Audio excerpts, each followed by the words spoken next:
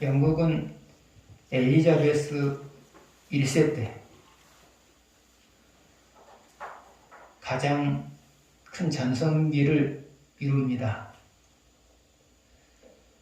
그는 영국을 40여 년 동안 통치를 했습니다. 그리고 1588년도에는 당시의 세계에서 가장 강한 해군을 가지고 있던 스페인의 무적 함대와 겨루어서 이겨냅니다. 그래서 해상권을 장악하게 됩니다. 그런데 당시에 해상권을 장악한다고 하는 것은 두 가지 점에서 이점이 있습니다. 하나는 마음껏 무역을 할 수 있다는 거예요.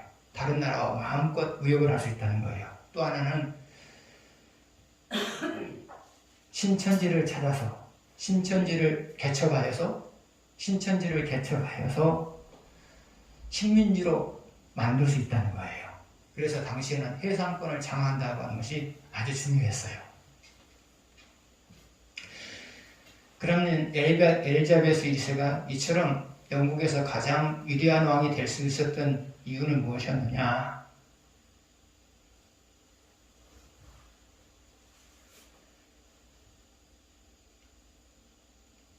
태어난 지 3개월이 되었을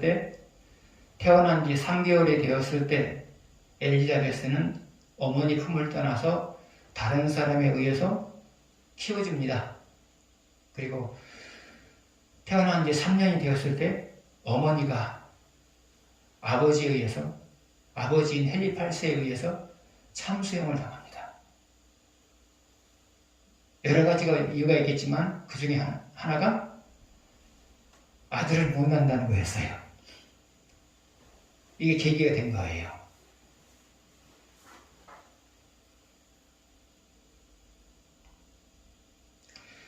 그리고 메리라고 하는 사람이 왕위에 오르게 됩니다. 그러자 메리는 엘리자베스가 앞으로 화근이 될 수 있다는 판단 아래서 런던탑에 가두어둡니다. 근데 보편적으로 영국에서는 런던탑에 가둔 사람들은 나중에 보편적으로 죽입니다. 중재인들을 런던탑에 가두었거든요.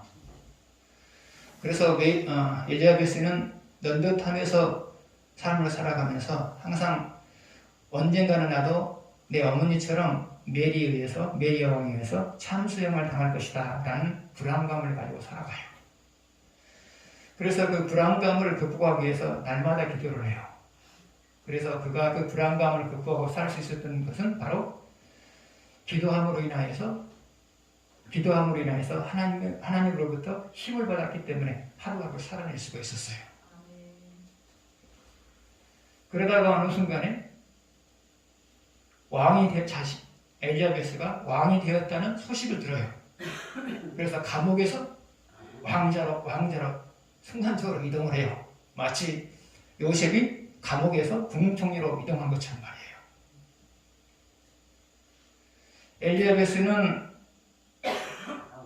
왕위에 있으면서도 과거에 있었던 어두운 시절들, 과거에 있었던 권한들을 항상 잊지를 않았어요. 그리고 정책을 펼 때마다 자기 욕망을 위해서 정책을 펴는 것이 아니라 자신과 국민들의 필요에 의해서 정책을 결정을 했어요. 아무튼 엘리자베스가 영국에서 가장 유명한 왕이 될 수 있었던 것은, 위대한 왕이 될 수 있었던 것은 바로 과거의 권한 때문이었어요.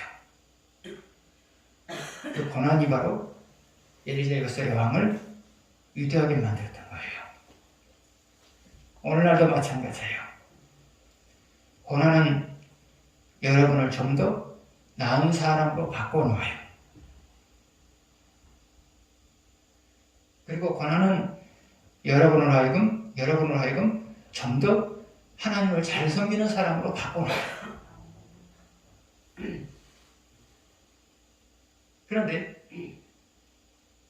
이것은 하나님이 여러분에게 고난을 고난을 주신 목적이기도 해요. 하나님이 여러분에게 고난을 주신 목적이 바로 이 두 가지예요. 하나는 여러분을 좀 더 나은 사람 되게 만들기 위해서, 다른 하나는 여러분을 보다 하나님을 잘 섬기는 사람이 되게 만들기 위해서 고난을 주신단 말이죠. 그래서 여러분, 고난을 당할 때 물론 당하는 순간은 괴로울 수 있어요. 그러나 잠깐 동안 괴로워하셔야 돼요, 여러분들. 그 고난을 당할 때 하나님이 나를 좀 더 나은 사람으로, 좀 더 나은 신앙인으로 바꿔놓기 위해서 주신 것이다. 그렇게 간주하시기 바랍니다. 5절, 6절을 다시 한번 보시겠습니다. 같이 읽겠습니다. 와서 하나님께서 행하신 것을 보라. 사람의 아들들에게 행하심이 애매하시도다. 하나님이 바다를 변화해 육지가 되게 하셨으므로 무리가 걸어서 강을 건너고 우리가 거기서 주로 말미암아 기뻐하였도다. 5절 앞부분을 보게 되면 와서 하나님께서 하신 일을 보라. 와서 하나님께서 하신 일을 보라 그랬어요. 그러면 여기서 본다고 하는 것은 뭘까요? 기억하라 그 말이죠. 여러분이 그 현장을 볼 수는 없죠? 여러분 그 현장을 볼 수 없잖아요. 이미 지나간 과거이기 때문에, 과거 역사이기 때문에. 와서 하나님께서 하신 일을 보라. 와서 하나님께서 하신 일을 보라. 그랬단 말이죠. 본다고 하는 것은 기억하라 그 말이에요. 그러면 하나님께서 하신 일은 뭘까요? 6절 보게 되면 두 가지로 말할 수 있어요. 하나는 홍해바다를 가르셔서 육지처럼 건너게 만들 거예요. 홍해바다를 가르셔서 육지처럼 건너게 만들 거예요. 또 하나는 요단강을 갈라서 육지처럼 건너게 만들 거예요.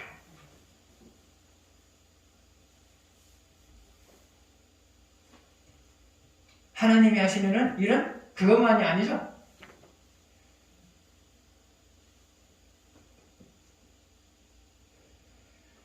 마실 물이 없을 때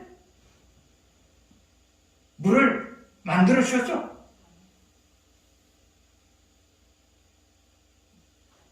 또 먹을 양식이 없을 때 만나를 내려주셨죠. 또 하나,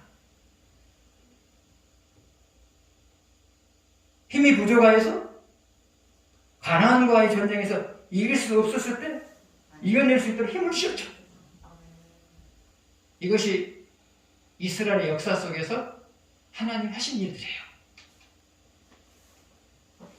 그러면 이스라엘이 더 나아가서 오늘을 살아가고 있는 우리들이 하나님이 하신 일을 기억해야 될 이유가 뭘까요?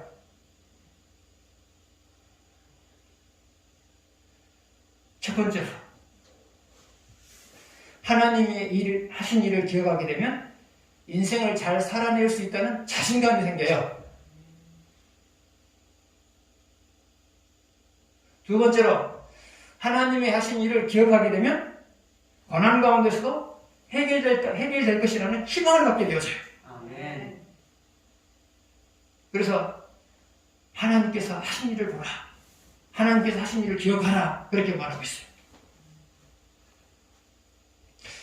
그러면 여러분들이 항상 기억해야 될 것들은 뭘까요? 특별히 절망적인 상황에서 여러분들이 항상 기억해야 될 것은 무엇일까요? 첫 번째로는 성경 속에서 하나님께서 베푸셨던 기적들을 기억하는 거예요. 두 번째로는 여러분의 삶 속에서 베푸셨던 기적들을 생각하는 거예요. 세 번째로는 다른 사람들의 삶 속에서 나타내셨던 기적들을 기억하는 거예요. 여러분은 고난을 당할 때 이것을 기억하셔야 돼요. 이것을 기억하게 되면 희망이 생기거든요. 사람이 절망할 수밖에 없는 상황에서 희망을 가지고 살아가느냐 절망하느냐는 여러분이 무엇을 기억하느냐 무엇을 생각하느냐에 따라서 달라져요. 하나님이 하셨던 일들을 기억하면 생각하면 희망이 생겨요. 왜요? 그 하나님이 오늘도 동일하게 역사하셔서 내 문제를 해결할 것이라는 믿음이 생기기 때문에 그렇죠? 그러나 누구를 막론하고 절망적인 상황 그 자체만 바라보게 되면 누구든 절망해요. 그래서 여러분 항상 하나님이 하셨던 일들을 기억하시면서 살아가시기 바랍니다. 아멘. 7절에서 8절 아닙니다. 잠깐만요. 10절에서 11절을 보시겠습니다.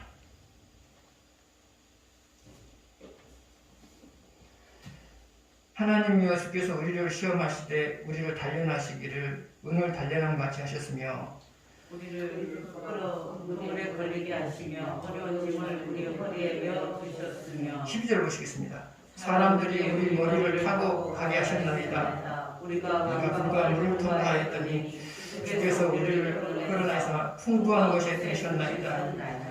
자, 12절 보기 마지막 부분을 보게 되면 풍부한 곳이라고 그랬죠? 풍부한 곳은 어디를 가리켜요? 가나안 땅을 가리키죠? 가나안 땅을 가리키죠? 그 다음에 12절 보게 되면 둘째 줄 불과 물을 통과했더니 그것은 물을 통과했다는 것은 어디를 가리키는 거예요? 홍해바다와 요단강을 건너는 것을 가리키죠? 그 다음에 10절 앞부분 보게 되면 우리라는 말이 나오죠? 우리는 누구를 가리키죠? 바로 출애굽하여서 40년 동안 광야의 생활을 지나 가나안 땅 일을 사람들을 가리키죠. 가나안 땅 일은 이스라엘 사람들을 가리키죠. 우리라고 하는 것은. 그래서 10절 앞부분을 보게 되면 하나님이여 주께서 우리를 시험하사 하시되어 했단 말이죠. 여기서 우리는 출애굽하여서 40년 동안 광야의 생활을 마친 다음에 가나안 땅에 입성한 이스라엘 백성들이다. 그렇게 생각하시면 되겠어요. 그러면 여기 그 다음 보게 되면 시험하사 그랬죠. 시험하사 그랬어요. 시험하사. 그러면 이 시험이라고 하는 것은 뭐냐? 하나님이 이스라엘에게 실천하는 말씀을 주시고 하나님이 이스라엘에게 실천하는 말씀을 주시고 그 말씀을 실천하지 않는 날을 지켜보는 것, 이것이 바로 시험이에요. 그러면 여러분에게 있어서 시험이라고 하는 것은 뭐냐? 하나님이 여러분에게 말씀을 주시고 그 말씀을 실천하지 않나를 지켜보는 것, 똑같아. 이게 바로 시험이에요. 그러면 하나님이 이스라엘에게 시험한 내용은 무엇이었을까요? 다시 말하면 하나님이 이스라엘에게 주신 말씀은 무엇이었을까요? 너네들이 가나안 땅을 향하여 가다 보면 너네들은 가나안 땅을 점령하게 될 거다. 이게 바로 하나님이 이스라엘에 주신 말씀이에요. 너네들이 가나안 땅을 향하여서 나아가게 되면 너네들은 가나안 땅을 점령하게 될 거다. 이것이 바로 이스라엘에게 하나님 주신 말씀이란 말이죠. 이것이 시험의 내용이기도 하고요. 그러면 하나님이 시험을 한 목적은 뭘까요? 이스라엘을 시험을 한 목적은 뭘까요? 그것은 하나님이 주신 말씀은 반드시 지켜야 한다는 사실을 믿게 하기 위해서예요. 시험의 목적이 뭐냐? 하나님이 주신 말씀은 반드시 실천해야 된다는 것을 믿게 하는 것. 이게 시험의 목적이에요. 이것은 이스라엘을 향한 시험의 목적이기도 하지만 여러분을 향한 시험의 목적이기도 해요.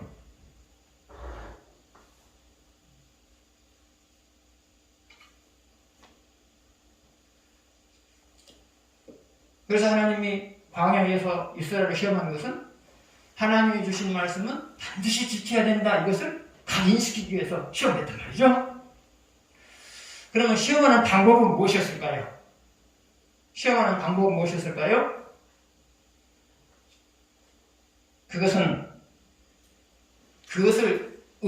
그 말씀을 의심할 수밖에 없는 상황을 만들어 놓고 의심하느냐 믿느냐 이것을 확인하는 거예요. 하나님이 주신 말씀을 의심할 수밖에 없는 상황을 만들어 놓고 그 상황에서 의심하느냐 아니면 믿느냐 이것을 확인하는 거예요. 이게 바로 방법이었어요. 자, 구체적으로 한번 생각해 봅시다. 이스라엘이 가나안 땅을 차지하기 위해서 출애굽을 했어요. 근데 출애굽을 했을 때 제일 처음 만난 장애물이 뭐였어요? 홍해바다였죠? 홍해바다였어요. 홍해바다였어요. 그리고 또 뒤에는 애굽 군대가 추격해 와요. 그때 이스라엘은 무슨 생각을 했을까요? 하나님이 우리가 가나안 땅으로 나아가게 되면 가나안 땅을 차지할 것이라고 말씀하시는데 아마 이게 사실이 아닌가 보다. 그 생각을 했겠죠? 왜요? 지금 뭐가 있어요? 장애물 있잖아요. 나아가지 못하잖아요. 그러니까 무슨 생각을 해요? 하나님이 우리에게 가나안 땅을 향하여 나아가게 되면 가나안 땅을 차지할 것이라고 말씀하시는데 아마도 그것은 사실이 아닌 것 같아. 그 마음을 가졌겠죠? 나아가기는커녕 나아갈 수가 없잖아요, 지금. 그래서 의심을 했어요. 그런데 하나님 어떻게 해주셨어요? 홍해바다를 갈라서 육지처럼 건너게 만들었죠? 자, 이 상황을 보면서 이스라엘 사람들이 무슨 생각을 했을까요? 아, 그렇구나. 우리는 이게 하나님의 말씀이 사실이 아닌 것처럼 생각했는데 하나님이 홍해바다를 갈라서 육지처럼 건너게 만든 것을 보니까 하나님의 말씀이 사실인 것 같다. 그 생각을 했겠죠? 그 다음에 또요. 한참을 지나가니까 이제 마시물이 떨어졌어요.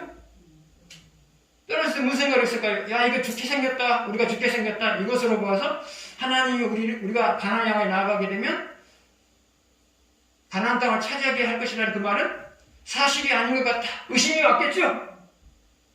의심이 왔어요. 그런데 하나님께서 기적을 베푸셔서 또 물을 공급했어요. 그것을 보면서 또 생각이 또 바뀌었겠죠. 아, 우리가 잘못 생각했네. 기적을 베푸셔서 우리에게 물을 주신 거 보니까 하나님이 하신 말씀은 사실인 것 같아. 이제 생각이 또 바뀌었어요. 또 한참을 가다 보니까 이제 먹을 것이 떨어졌네요. 아, 이러다 우리 죽겠는데? 이것으로 봐서 하나님께서 우리를 가나안 땅까지 인도하신다고 하는 것은 거짓말인 것 같다. 이게 죽게 생겼잖아요. 그래서 하나님께서 어떻게 했어요? 만나를 막 며칠을 내리셨죠. 그것을 보면서 이스라엘 사람들은 무슨 생각했을까요? 아, 우리가 잠시 동안 잘못 생각했구나. 이 기적을 베푸셔서 우리의 문제를 해결해 준 걸 보니까 하나님이 하신 말씀이 사실구나. 그 생각을 하겠죠. 그래서 의심, 인정. 의심, 인정. 장애물이 나타날 때마다 의심. 장애물이 해결될 때마다 인정. 의심, 인정, 의심, 인정. 이것을 반복했죠. 그러다가 이제 어느 시대 때 그 인정이 됐냐? 완전한 인정이 되느냐? 여호수아 시대 때 이제 완전한 인정이 되죠. 여호수아 시대 때. 모세 때는 의심하니까 불평하고 막 그랬잖아요. 근데 뭐 여호수아 시대에 보게 되면 또 달라져요. 이제 그때는 제일 먼저 있었던 사건이 요단강이 가로막고 있어요. 모세 시대는 이런 상황이면 불평했어요. 의심하고 불평했어요. 그러나 여호수아 시대의 사람들은 또 달라졌어요. 왜요? 의심, 인정, 의심, 인정 이것을 하면서 믿음이 이제 쌓여져 갔거든요. 그러면서 이제 요단강을 만났어요. 하나님 여호수아가 건널 수가 없으니까 하나님께 기도해요. 하나님께서 세 가지를 건널 수 있는 방법 세 가지를 말하죠. 첫 번째는 뭐였어요? 어떤 경우에도 하나님보다 앞서지 마라. 어떤 경우도 하나님보다 앞서지 마라. 두 번째로 성결해라. 공동체 성결해라. 세 번째로는 제사장들이 공동체를 위해서 희생해야 된다. 이 세 가지가 핵심이었어요. 이제 하나님으로부터 방법을 받았어요. 여호수아가. 그 다음에 백성들에게 말을 했어요. 백성들이 그대로 따랐어요? 안 따랐어요? 따랐죠? 따랐다는 것은 무엇을 의미해요? 하나님이 주신 말씀은 사실이다. 이것을 인정했기 때문에 따른 거죠. 또 하나의 사건이 또 있어요. 여리고 성을 함락시켰을 때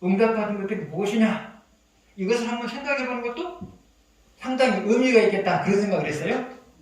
한번 정리해 봅시다. 첫 번째로,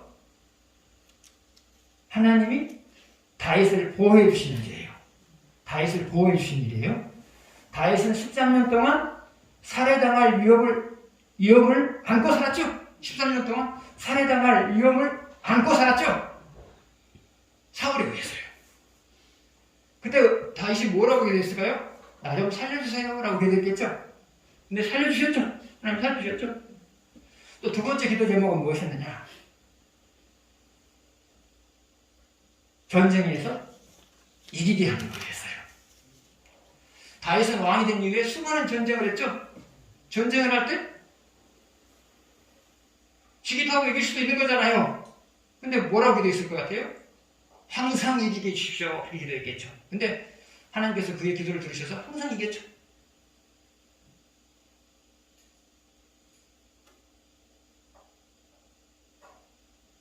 세 번째로, 수치를 극복하게 만들었어요. 다윗이 바세바를 보면서요. 근데 바세바가 아이를 가졌네요. 그것을 숨기기 위해서 전장에 나가 있는 우리아를 바세바와 동침하게 하려고 만들었죠. 은폐하기 위해서. 그러나 그게 안 됐죠. 안 되니까 그 다음 어떻게 했어요? 우리아를 죽였죠. 그리고 그 바세바를 자기 아내 삼았어요. 여러분, 제정신이 아닐 때는 이게 자연스러운 것이지만 다윗이 제정신을 차렸을 때 이것은 정말 부끄러운 일이에요. 안 그런가요? 우리아가 보통 사람이 아니잖아요. 다윗을 위해 충성한 사람이잖아요. 근데 그의 아내, 자기의 죄를 은폐하기 위해서 죽였잖아요. 신하들은 모를까요? 알아요. 그러면 그 얼굴을 들고 신하들 앞에 서기가 쉬웠을까요? 어려웠을까요? 어려웠죠? 백성들 앞에 서기가 쉬웠을까요? 어려웠을까요? 어려웠어요. 그래서 자살했나요? 오늘날로 말하면 자살할 일이에요, 이것은요. 오늘날로 말하면 자살할 일이란 말이죠. 그런데 그럼에도 불구하고 다윗은 왕으로서 역할을 해요. 그 이유는 뭘까요? 하나님께 기도했을 때 하나님께서는 그것을 극복할 수 있는 깨달음을 주셨기 때문이에요. 여러분도 사람들 앞에 부끄러운 짓을 하고 나면 사람들 앞에 서기가 참 어렵죠? 어려워요. 진짜 어렵단 말이에요. 누구든지 어렵단 말이죠. 그러나 어려워서는 안 돼요. 어려서는 안 돼요. 왜요? 사람은 다 그런 거거든요. 사람은 그런 존재거든요. 언제든지 자기가 가장 혐오스럽게 생각하는 그 짓도 할 수 있는 존재가 바로 사람이거든요. 사람들 앞에 설 수 있어야 돼요. 그럼 설 수 있으면 어떻게 되느냐? 하나님 앞에서 깊은 회개를 하는 거예요.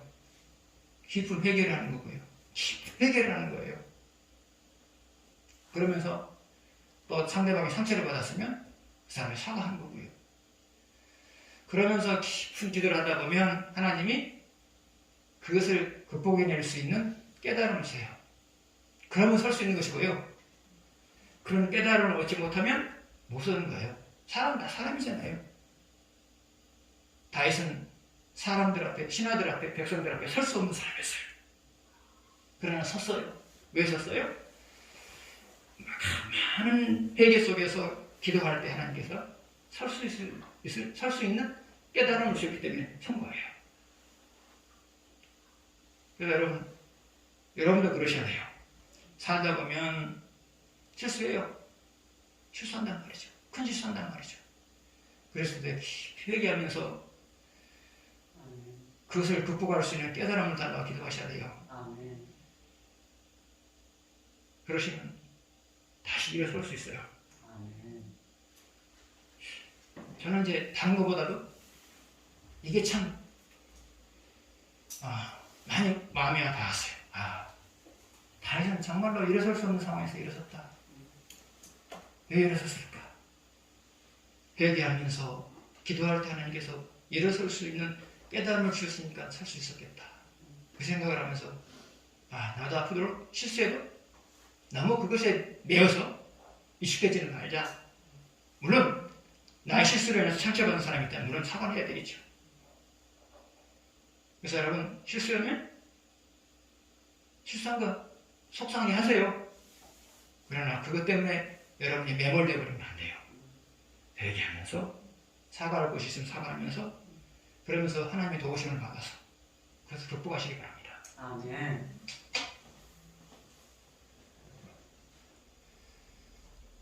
자, 11절에 18절의 핵심은 그거예요. 소원이 있는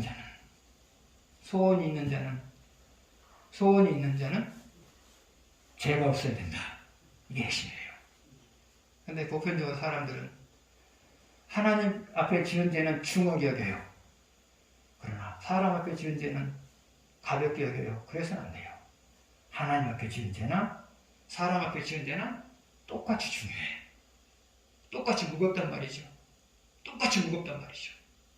그래서 여러분 하나님 앞에 회개할 것을 다 회개했는데 하나님께서 내 소원을 안 들어준다. 그러면 그 다음에 뭘 찾아야 돼요?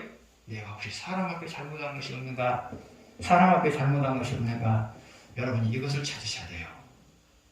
그래서 찾다 보면 회개가 다 되고요. 회개가 다 되다 보면 하나님께서 여러분의 소원을 들어주실 겁니다. 아멘. 기도하겠습니다.